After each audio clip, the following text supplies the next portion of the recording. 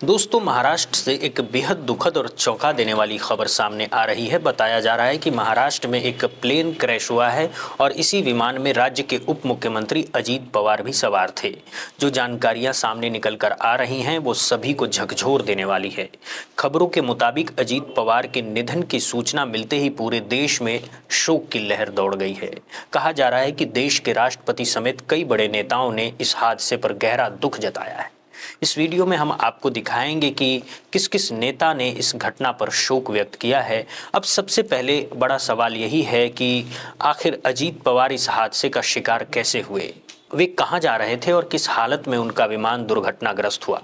दोस्तों, आज हम इन्हीं तमाम सवालों पर विस्तार से बात करेंगे। मिली जानकारी के अनुसार अजीत पवार को ले जा रहा एक चार्टर्ड विमान महाराष्ट्र के बारामती में हादसे का शिकार हो गया।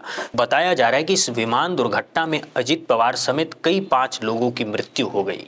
ये हादसा उस वक्त हुआ जब विमान बारामती एयरपोर्ट पर लैंडिंग कर रहा था। कहा जा रहा है कि अजीत पवार चुनाव प्रचार के सिलसिले में बारामती पहुंचे थे।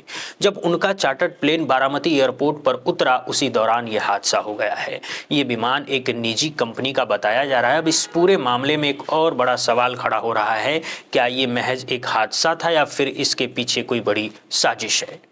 प्लेन क्रैश के बाद विपक्ष के कई नेताओं ने एक सुर में सरकार से इस दुर्घटना की गहन जांच कराने की मांग की है ताकि सच्चाई सामने आ सके। इसी बीच इस मामले में डीजीसीए यानी directorate general of civil aviation का भी बयान सामने आया है। डीजीसीए ने कहा है कि विमान में सवार कोई भी व्यक्ति जिंदा नहीं बचा। डीजीसीए के मुताबिक प्लेन में महाराष्ट्र के डिप्टी सीएम अजीत पवार के साथ 2 अन्य यात्री और 2 क्रू मेंबर सवार थे।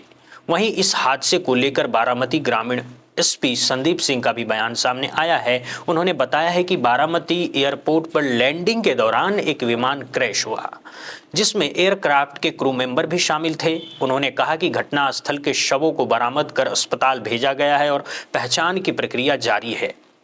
एसपी संदीप सिंह ने यह भी कहा है कि शुरुआती जानकारी में ऐसा लग रहा है कि लैंडिंग के वक्त विमान में कुछ तकनीकी गड़बड़ी दिखाई दी थी। हालांकि वास्तविक कारण क्या है इसकी पुष्टि जांच के बाद ही हो पाएगी।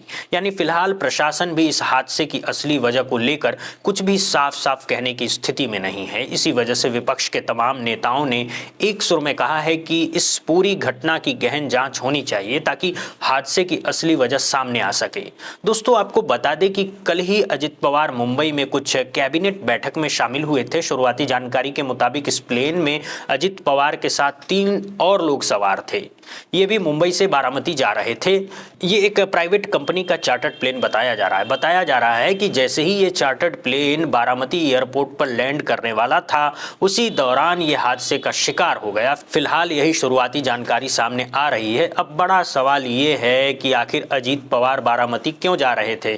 कहा जा रहा है कि वे जिला परिषद चुनाव के प्रचार के सिलसिले में बारामती जा रहे थे। जानकारी के मुताबिक ताऊ पट्टी इलाके के पास पहुंचने से पहले ही ये प्लेन क्रैश हो गया।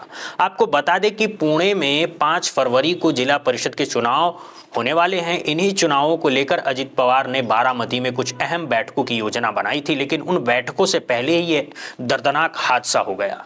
बताया जा रहा है कि इस दुर्घटना में अजित पवार गंभीर रूप से घायल हो गए थे और बाद में उनकी मौत की भी पुष्टि की जा रही है। वहीं इस हादसे से कुछ ही समय पहले, करीब आधे घंटे पहले, अजीत पवार ने सोशल मीडिया पर एक पोस्ट भी किया था।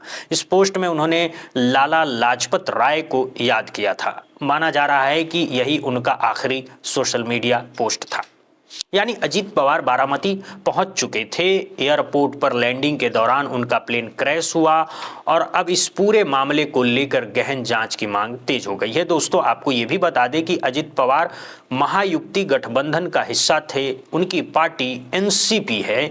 वे शरद पवार के भतीजे हैं। आप सभी को याद होगा कि जब एनसीपी में टूट हुई थी तब पहले अजीत पवार शरद पवार के साथ थे, लेकिन बाद में वे बीजेपी के साथ चले गए। अजीत पवार पर पहले भ्रष्टाचार के कई गंभीर आरोप भी लग चुके हैं। उस वक्त जब वे बीजेपी के साथ नहीं थे, तब मौजूदा मुख्यमंत्री देवेंद्र फडणवीस ये तक कहते थे कि जब हम सत्ता में आएंगे तो अजीत पवार को जेल जाना पड़ेगा। लेकिन जब अजीत पवार बीजेपी के साथ आ गए तो उन्हें एनसीपी का एक बड़ा हिस्सा भी मिल गया। कई लोग मानते हैं कि अगर अजीत पवार बीजेपी के साथ नहीं आते तो एनसीपी नहीं टूटती। उसी तरह अगर एकनाथ शिंदे बीजेपी के साथ नहीं आते तो शिवसेना भी नहीं टूटती। हालांकि ये तमाम बातें राजनीतिक हैं, लेकिन जिस तरह से अजीत पवार का निधन हुआ है उसे लेकर कई लोग इसे महज हादसा मानने को तैयार नहीं हैं। कुछ लोग इसे एक बड़ी साजिश बता रहे हैं तो कुछ का कहना है कि ये एक घटना थी। अब सबसे बड़ा सवाल यही है, क्या ये क्रैश लैंडिंग थी या फिर किसी तरह की तकनीकी खराबी की वजह से ये हादसा हुआ।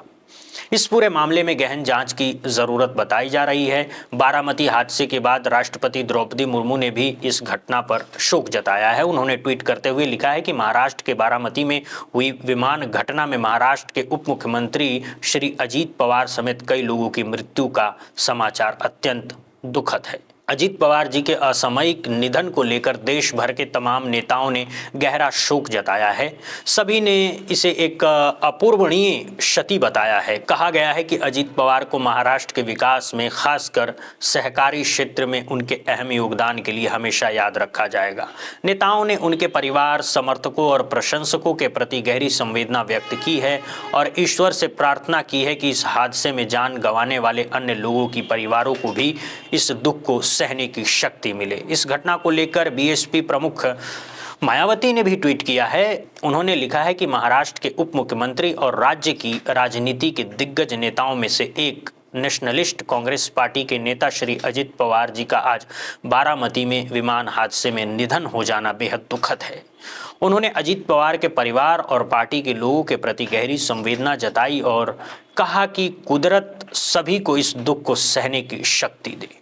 लोकसभा में नेता प्रतिपक्ष राहुल गांधी ने भी इस हादसे पर शोक व्यक्त किया। उन्होंने ट्वीट करते हुए लिखा है कि महाराष्ट्र के उप मुख्यमंत्री अजीत पवार और उनके सहयात्रियों की आज हवाई जहाज दुर्घटना में मृत्यु का समाचार अत्यंत पीड़ादायक है।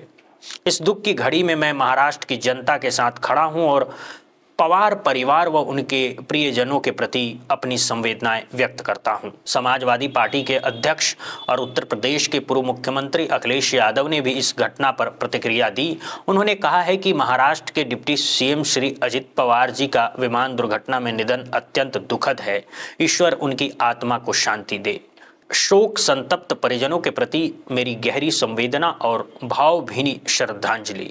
इसके अलावा कांग्रेस के राज्यसभा सांसद इमरान प्रतापगढ़ी ने भी ट्वीट कर दुख जताया है। उन्होंने लिखा है कि श्री अजीत पवार साहब की विमान दुर्घटना में मौत की खबर बेहद अफसोसनाक है। खुदा उनके परिवार को इस कठिन घड़ी में सब्र अता करे। साथ ही उन्होंने भारत सरकार से इस दुर्घटना की गहन जांच कराने की मांग की ताकि हादसे की असली कारण सामने आ सके। कुल मिलाकर इस हादसे को लेकर हर तरफ से यही आवाज उठ रही है कि इसकी गंभीर और निष्पक्ष जांच होनी चाहिए ताकि ये साफ हो सके कि आखिर ये दुर्घटना कैसे हुई। बहरहाल दोस्तों, इस वीडियो में इतना ही। जिस तरीके से अजीत पवार की विमान हादसे में मौत हुई है, आप इसके पीछे किसे जिम्मेदार मानते हैं? क्या ये सिर्फ एक हादसा था या फिर लैंडिंग के दौरान कोई बड़ी तकनीकी गड़बड़ी हुई या कोई और वजह? इन तमाम खबरों को लेकर आपकी क्या राय है? अजीत पवार आपको किस तरह के नेता लगते थे? अपनी राय कमेंट बॉक्स में ज़रूर बताइएगा। तब तक के लिए बहुत बहुत शुक्रिया, बहुत बहुत धन्यवाद दोस्तों।